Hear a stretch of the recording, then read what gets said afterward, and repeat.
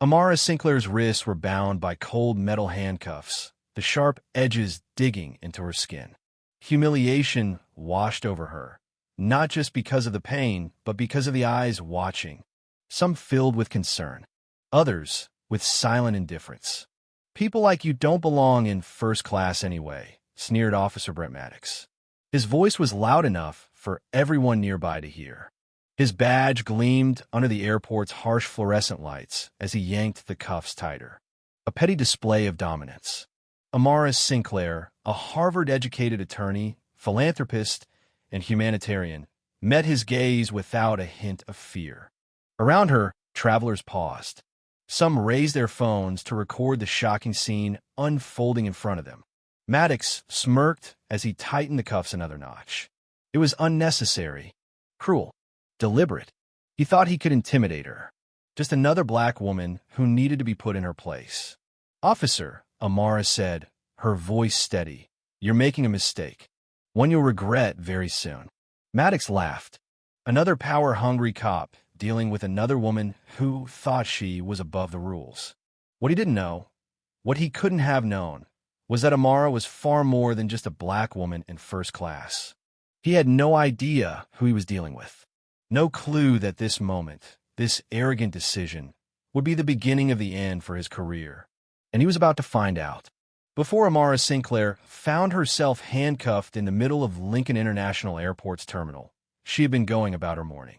At 33, she carried herself with the quiet confidence of someone who knew exactly who she was and what she had overcome. That crisp autumn morning, in her elegant but understated home in the Boston suburbs, she packed carefully for her humanitarian trip to Tanzania. Sunlight streamed through the tall windows as she placed medical supplies into her carry-on. Antibiotics that could save children from deadly infections, vaccines that would protect entire communities, and specialized equipment desperately needed in small, underfunded clinics. She was on a mission to help those who had no one else. As she zipped her bag shut, her phone rang. The custom ringtone told her exactly who was calling before she even glanced at the screen. Elijah. Her husband's face lit up the display, a photo of them together in Uganda from last year's trip. 11 years of marriage, and he still looked at her the same way he had back in college, when they had nothing but dreams and determination. "All set for your flight?" Elijah Sinclair's deep voice carried over the line, edged with exhaustion from his early morning meetings. "Just about," Amara replied, smiling at the sound of him. "The medical supplies are packed. This shipment will help hundreds of kids. The camp director says they've been without antibiotics for weeks. I wish I could go with you this time," Elijah said, genuine regret in his tone. "But the board meeting couldn't be rescheduled. We're finalizing the Asia-Pacific expansion. Someone has to keep Sinclair Airways running." Amara chuckled softly. "Besides, you'll be there for the school opening next month. That's the more joyful occasion anyway. I've arranged for Marcelo Dupont to meet you in Paris before your connecting flight," Elijah added, referring to Sinclair Airways' Paris station manager. "He'll make sure your medical supplies get transferred smoothly."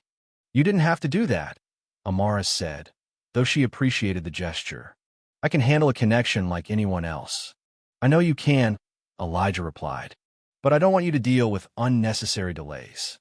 Besides, Marcelo insisted when he heard you were coming through." This was the reality of being married to Elijah Sinclair. Amara never flaunted her status and never expected special treatment. She often flew commercial, sometimes even economy, because she believed in experiencing the world as others did. But today, she had made an exception, a first-class ticket, a rare luxury for the grueling international journey ahead. The car Elijah had arranged, simple and practical, not a limousine, pulled up right on time. She double-checked her passport, vaccination records, and foundation ID before tucking them into her purse. Taking a deep breath, she steadied herself for the journey. As the car approached the bustling Lincoln International Airport, sunlight reflected off the towering glass and steel structure.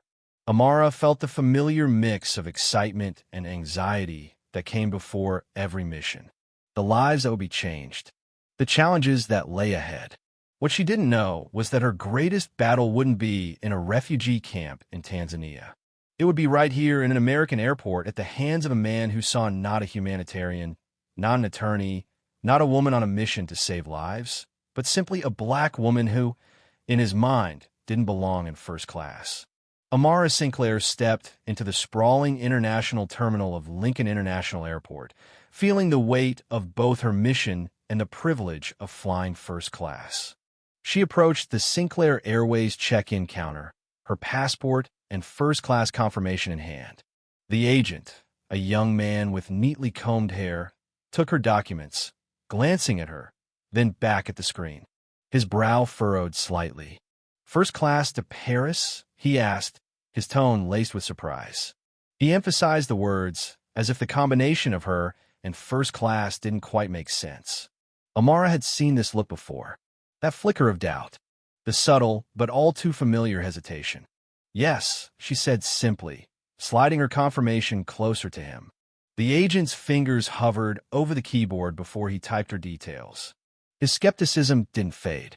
"And how will you be paying for any additional baggage fees or in-flight purchases?" he asked. Amara held back a sigh. "Everything is within the first-class allowance," she answered, her voice calm but firm. She didn't miss the contrast between her interaction and the one happening beside her. At the adjacent counter, a white businessman in a wrinkled suit stepped up. The agent assisting him greeted him with a warm smile. "Good morning, sir. Flying to London today? Let's get you checked in quickly so you can relax in the lounge." No questions about how he had paid for his ticket. No doubt about whether he belonged in first class. Moments later, Amara's boarding pass slid across the counter toward her. She took it without another word and made her way to security. That's when she saw him. Officer Brent Maddox, 46 years old, standing at the entrance to the security lanes, radiating authority. He carried himself with the kind of confidence that came from years of unquestioned power. He wasn't just directing passengers.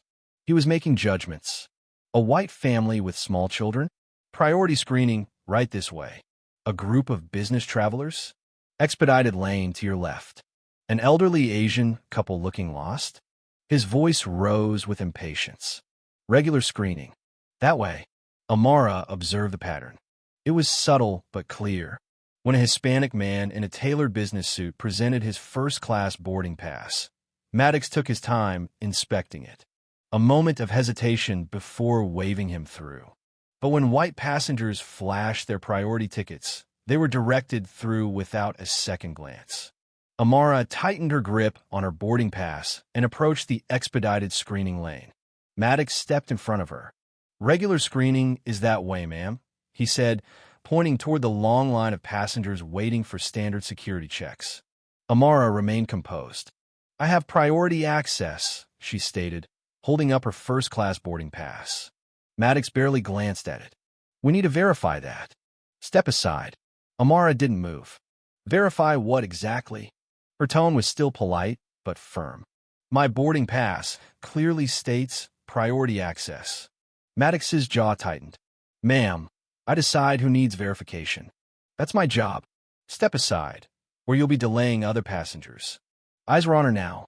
People were watching, some discreetly, others openly, their phones angled toward the confrontation. She had a choice. She could step aside quietly, accept the humiliation, and let this man dictate whether she belonged in the space she had every right to occupy. Or she could stand her ground. She made her decision. "Officer," she said evenly, "I've noticed that every other passenger with priority access has been allowed through without verification.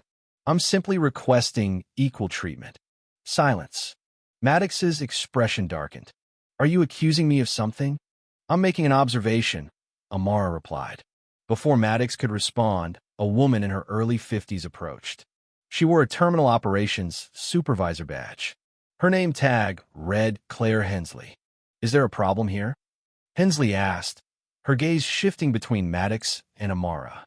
Amara met her eyes. "I'd like to report what appears to be discriminatory treatment. I've been denied access to the priority lane despite having a first-class ticket, while others with the same documentation have been allowed through without question." Hensley barely looked at Amara's boarding pass. Officer Maddox is following security protocols, she said quickly. Some passengers are selected for additional verification based on security algorithms. Amara raised an eyebrow. And what exactly are those algorithms? Hensley hesitated. I'm not at liberty to discuss security procedures, but I can assure you it's random selection. Amara let the words settle in the air before responding. Random, she echoed.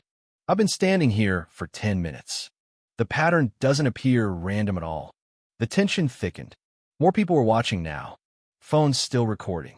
And Amara knew, in that moment, she was no longer just fighting for herself. She was fighting for every traveler who had been told, in 100 different ways, that they didn't belong.